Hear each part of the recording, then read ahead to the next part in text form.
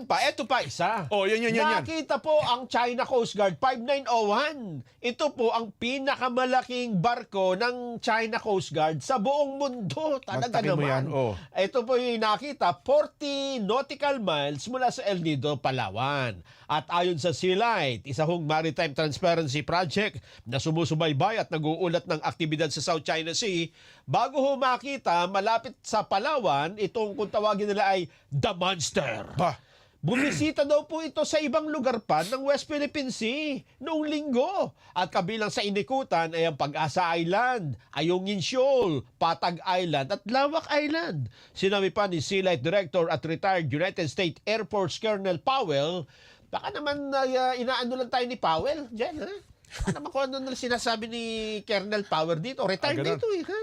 CCG 5901 daw po ay kasalukuyan naglalayag malapit sa kanlurang baybayin ng Palawan. Oh. Mahigpit namang po binabantayan ng AFP ang paggalaw ng barkong ito na 12,000 tons daw pa pala ito, ha? Tindi. CCG vessel. Inilarawan ang sailing pattern ng CCG vessel bilang intrusive patrol na naglalayong igit ang hindi makatwirang pag-angkin sa mga lugar sa loob ng exclusive economic zone ng Pilipinas.